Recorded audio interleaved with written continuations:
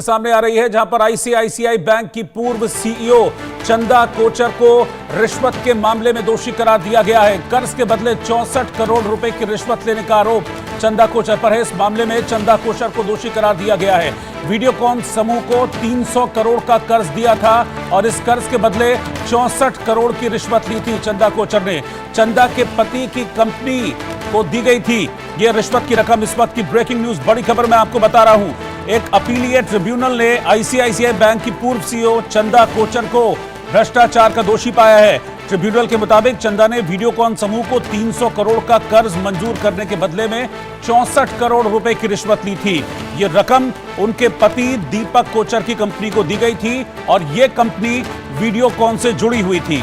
जुलाई 2025 में आज यह फैसला आया है, जिसमें ट्रिब्यूनल ने साफ किया है कि रिश्वत का लेन देन एकदम क्रिस्टल क्लियर है, साफ है। आईसीआईसीआई बैंक ने जब 27 अगस्त 2009 को वीडियोकॉन को 300 करोड़ रुपए दिए थे, तो अगले ही दिन वीडियोकॉन की कंपनी एसईपीएल ने दीपक कोचर, जो कि चंदा कोचर के पति है, उनकी कंपनी न्यू पावर रिन्यूएबल्स को 64 करोड़ रुपए भेज दिए।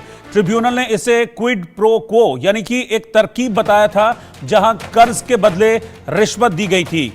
इस मामले में ट्रिब्यूनल ने बड़ी सख्त टिप्पणी की है। ट्रिब्यूनल ने चंदा कोचर पर बैंक के नियम तोड़ने का आरोप लगाया।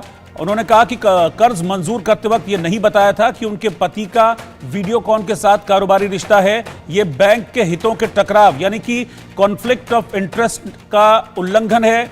ट्रिब्यूनल ने कहा चंदा कोचर यह नहीं कह सकती कि उन्हें अपने पति के कामकाज की जानकारी नहीं थी। तो इस मामले में एक अपीलीय ट्रिब्यूनल ने चंदा कोचर को दोषी ठहराया है। संवाददाता संभव शर्मा इस वक्त साथ में हमारे जुड़ गए हैं।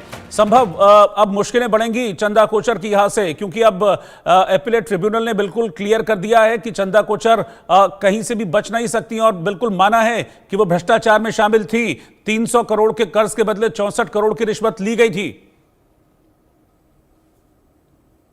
जी बिल्कुल, जिस तरह से आप हमारे दर्शकों को बता रहे हैं, ये क्विड प्रो क्वो इकोनॉमिक्स की भाषा में एक तरह का एक्सचेंज जो हुआ उसको दर्शाता है और यही अपीलेट ट्रिब्यूनल ने कहा है। प्रवर्तन निदेशालय एनफोर्समेंट डायरेक्टरेट का एक PMLA prevention of money laundering का केस था और यहाँ पर अपीलेट ट्रिब्यूनल के अनुसार आईसीआईसीआई बैंक उस समय जो सीईओ चंदा कोचर और वीडियोकॉन के बीच में जो क्विड प्रो क्वो हुआ, वीडियोकॉन से कनेक्टेड एक कंपनी थी और उसको इनके पति चंदा कोचर के हस्बैंड दीपक कोचर लीड कर रहे थे और उसके थ्रू ये सभी आरोप एनफोर्समेंट डायरेक्टरेट ने लगाए थे और उन आरोपों को अब ये दिल्ली के अपीलेट ट्रिब्यूनल ने सही माना है और 64 करोड़ का ये रिश्वत जो थी उस समय चंदा कोचर को दी गई। उसके बाद 300 करोड़ का लोन सैंक्शन किया गया वीडियोकॉन के लिए। ये पूरा क्विड प्रो क्वो का मामला जो है वो ये है। उसके अलावा चंदा कोचर ने जो लोन सैंक्शन किया है वीडियोकॉन को आईसीआईसीआई के उस पद पर रहते हुए, उसको एक तरह से सवालिया निशान लगे थे और कहा गया था, एनफोर्समेंट डायरेक्टरेट ने कहा था कि ये मनी लॉन्ड्रिंग है। अब मनी लॉन्ड्रिंग के चार्जेस तो लगा दिए थे, लेकिन चार्जेस फ्रेम होने के बाद उसे प्रूव करना था। अब चूंकि अपीलेट ट्रिब्यूनल ने ये माना है कि ये एक मनी लॉन्ड्रिंग का केस है और उन्होंने अपीलेट ये जो ट्रिब्यूनल है उसने पुराना एक ऑर्डर था क्लीन चिट देने का चंदा कोचर को, उसको ओवरटर्न कर दिया है। एक ये इंपॉर्टेंट बात है और ये माना है कि उसके ट्रिब्यूनल ये सपोर्ट करता है कि ईडी का जो अटैचमेंट है calling transaction as prima facie case of money laundering, तो ईडी ने पहले ही कहा था कि ये प्राइमा फेसी मनी लॉन्ड्रिंग का केस है। इस बात के लिए अपीलेट ट्रिब्यूनल ने माना है। तो यहाँ पर ये बात इंपॉर्टेंट हो जाती है कि अपीलेट ट्रिब्यूनल ये बात मान रहा है। बट एक दो तीन चीजें यहाँ मैं अपने दर्शकों को और बता दूं कि जो फाइनल डिटर्मिनेशन होगा, इसमें जो आखिरी कॉल होगा वो ट्रायल कोर्ट में ही होगा। ट्रायल के बाद अगर इनको कन्विक्शन मिलता है तो वो फाइनल होगा। लेकिन ये अपीलेट ट्रिब्यूनल का जो जजमेंट है ये कहीं ना कहीं एड करेगा, मदद करेगा कोर्ट की बेटर केस को समझने के लिए और केस को हैंडल करने के लिए, क्योंकि पीएमएलए के जो केसेस होते हैं, मनी लॉन्ड्रिंग के केसेस होते हैं, पिछले 2-3 सालों में कई प्रिवेंशन ऑफ मनी लॉन्ड्रिंग के केसेस आए और ये एक तरह का ग्रेव ऑफेंस, बड़ा एक तरह से ऑफेंस निकल के आया। 2022 में जो शराब घोटाले का पूरा मनी लॉन्ड्रिंग का ही वो केस था। उसके अलावा तमाम और मनी लॉन्ड्रिंग के केसेस कोर्ट में आए, कई कोर्ट के केसेस एनफोर्समेंट डायरेक्टरेट ने जहां एलिगेशंस लगाए, सीरियस एलिगेशन लगाए। और जो बात फंसती है वो इस बात पर फंसती है कि मनी ट्रेल कहां है। कि आप मनी ट्रेल, जैसे हमने जहां अरविंद केजरीवाल का अरेस्ट हुआ, मनीष सिसोदिया का अरेस्ट हुआ, वो भी एक मनी लॉन्ड्रिंग का ही केस था, लेकिन मनी ट्रेल को फाइंड करना प्रवर्तन निदेशालय, एनफोर्समेंट डायरेक्टरेट के लिए एक तरह से चैलेंज रहा। और सुप्रीम कोर्ट ने भी कई अपने आर्गुमेंट्स में, अपने जजमेंट्स में, ऑर्डर्स में कहा, जब उन्होंने जमानत दी अलग अलग नेताओं को, कि मनी ट्रेल को बताइए। लेकिन यहाँ ये अपीलेट ट्रिब्यूनल बता रहे के अनुसार, ईडी की बात को सही मानते हुए अपीलेट ट्रिब्यूनल ने कहा है कि 300 करोड़ रुपए का लोन सैंक्शन करने के लिए 64 करोड़ की जो पैसा दिया गया, वो पूरा मनी ट्रेल उन्होंने एक्सप्लेन कर दिया कि ईडी ने जो मनी ट्रेल कोर्ट में बताया वो मान लिया गया है। तो ये यहाँ इंपॉर्टेंट हो जाता है। और ट्रिब्यूनल ने ये साफ स्पष्ट कहा है 2 लाइनों में कि there are sufficient preliminary evidence. अब इस पूरे तरह से सफिशिएंट एविडेंस है यहाँ पर, जो प्रिलिमिनरी एविडेंस होते हैं जो ईडी ने कोर्ट में पेश किया, पहले ट्रिब्यूनल में पेश किए, वो पर्याप्त है ये जस्टिफाई करने के लिए कि जो अटैचमेंट है, जो कि वो कहते हैं कि ये पूरा पैसा जो है वो मनी लॉन्ड्रिंग का है। तो ये पर्याप्त यहाँ पर प्रिलिमिनरी एविडेंस है कि इसे कहा जा सकता है कि ये मनी लॉन्ड्रिंग का पैसा है। उसके अलावा ये आईसीआईसीआई बैंक और वीडियोकॉन लोन का पूरा मैटर था। और इसके अलावा कुछ चीजें और बहुत इंपॉर्टेंट यहाँ पर वो है कि जिस तरह से कि ये जो मनी ट्रेल की जो मैं बात कर रहा हूँ, वो यहाँ इंपॉर्टेंट हो जाता है कि किस तरह से चंदा कोचर ने अपने पद पर रहते हुए आईसीआईसीआई बैंक में 64 करोड़ की ब्राइब ली और अपने हस्बैंड दीपक कोचर के थ्रू ली। ये पूरा आरोप था प्रवर्तन निदेशालय का। वह यही प्रूफ उन्होंने इस अपीलेट ट्रिब्यूनल में किया और अपीलेट ट्रिब्यूनल ने यह माना कि सफिशिएंट प्रिलिमिनरी ग्राउंड है यहाँ पर।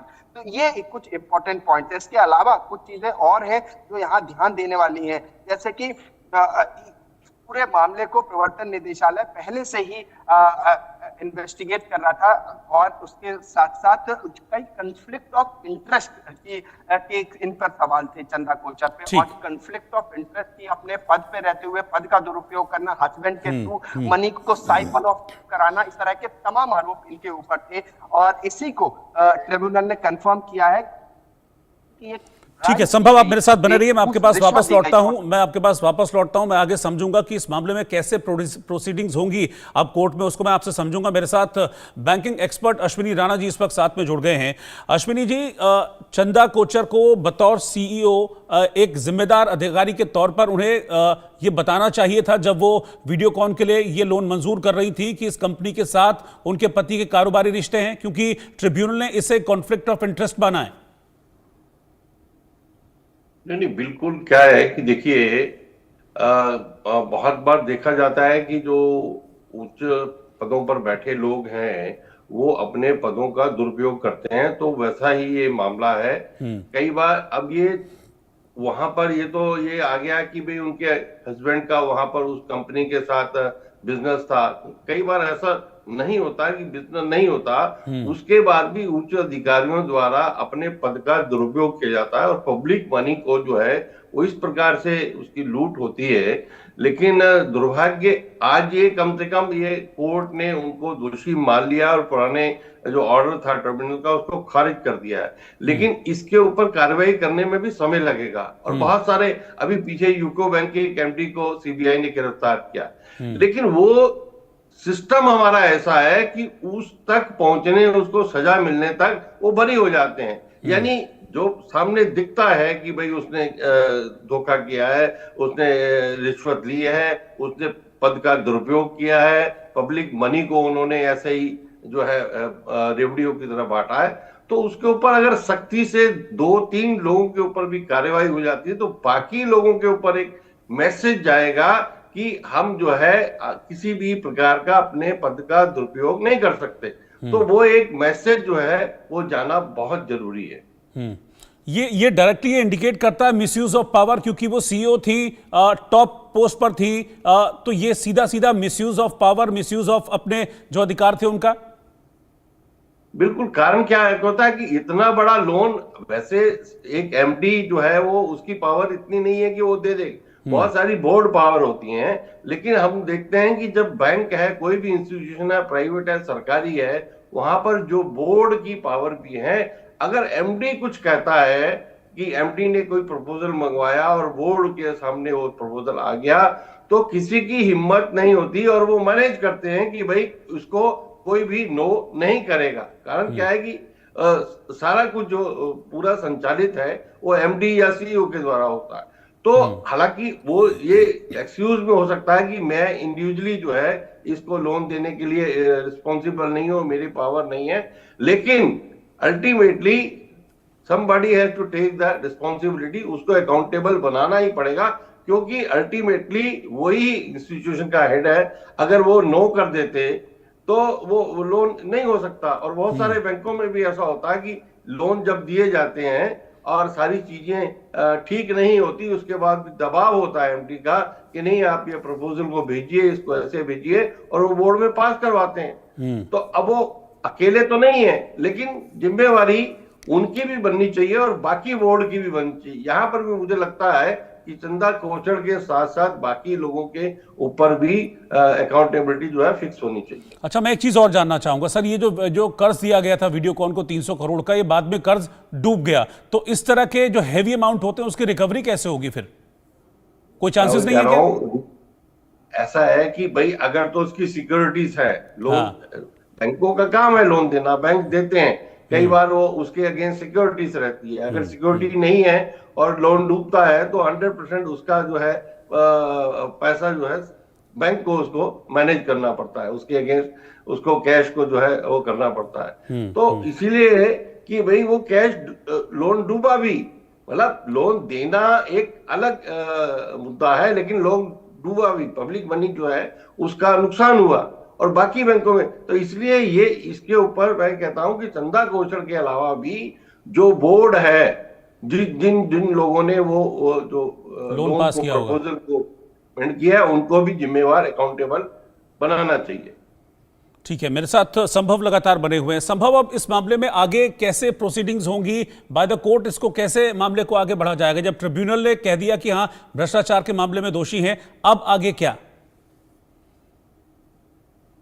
जी देखिए, जब अपेलेट ट्रिब्यूनल इस बात को पुष्टि कर रहा है कि प्रवर्तन निदेशालय एनफोर्समेंट डायरेक्टोरेट ने जो चार्जेस लगाए थे उनमें से कुछ चार्जेस सही थे और कई चीजें उसने क्लियर की हैं, तो ऐसे में ट्रायल कोर्ट में जब ये पूरा ट्रायल कर चलेगा तो वो डिटेल में जब आर्गुमेंट होंगे तो प्रवर्तन निदेशालय इन सब बातों को कह सकती है। इसके अलावा एक चीज बहुत इंपॉर्टेंट यहाँ पर ये है कि इससे पहले जो लोअर ट्रिब्यूनल था उसने लगभग 78 करोड़ रुपए का इनके पास जो एसेट्स थे जो प्रवर्तन निदेशालय ने मनी लॉन्ड्रिंग के तहत अटैच कर लिए थे, उसको रिलीज करने का आदेश दे दिया था। तो ये 78 करोड़ रुपीस का जो आदेश दिया था, अब ये जब ट्रिब्यूनल अपेलेट ट्रिब्यूनल का ये आदेश आया है उसके बाद इसकी सिग्निफिकेंस इसलिए भी बढ़ जाती है कि वो ओवरटर्न हो जाएगा।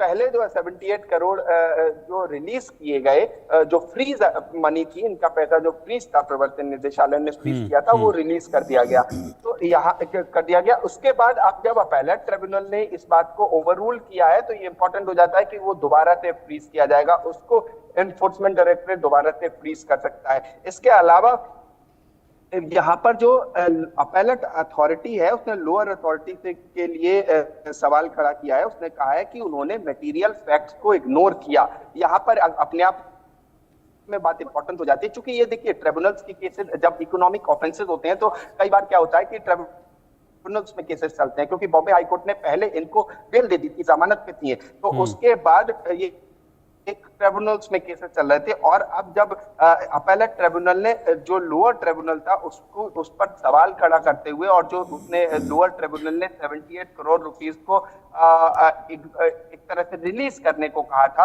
तो वो दोबारा से एनफोर्समेंट डायरेक्टरेट ले सकता है यहाँ पर। और उसके बाद यहाँ पर एक इंपॉर्टेंट बात ये है कि उन्होंने जो लोअर ट्रिब्यूनल है, जब उन्होंने ये रिलीज ऑफ मनी की बात की थी तो इग्नोर किए थे मटेरियल फैक्ट। ये बात अपैलेट अथॉरिटी ने, अपैलेट ट्रिब्यूनल ने ये मानी है। और उसके बाद सिर्फ इन्फोर्समेंट डायरेक्टरेट का ही केस नहीं है मनी लॉन्ड्रिंग का, CBI central bureau of investigation भी ये मामले को इन्वेस्टिगेट कर रही है, ना सिर्फ चंदा कोचर पर बट दीपक कोचर पे भी। और ये पूरा किस तरह से क्विड प्रो क्यो का ये मामला है, तो इनके लिए एक लेवरेज यहाँ पर मिल जाता है इन्वेस्टिगेशन में कि अपीलेट ट्रिब्यूनल इस तरह का जब आदेश देता है तो ये जो हायर अथॉरिटीज है, बड़ी अदालतें हैं, वहां पर भी इस बात को रख सकते हैं, जब ट्रायल में डिटेल में बात रखी जा सकती है। अगर ये लोग दोबारा हाईकोर्ट पहुंचते हैं किसी रिलीफ के लिए, जिस तरह से बॉम्बे हाईकोर्ट पहले पहुंचे थे, तो वहां रिलीफ के समय प्रवर्तन निदेशालय इन बातों को रख सकता है, सीबीआई इन बातों को रख सकती है। और अगर ये by the way supreme court आते हैं तो वहां पर भी इस तरह की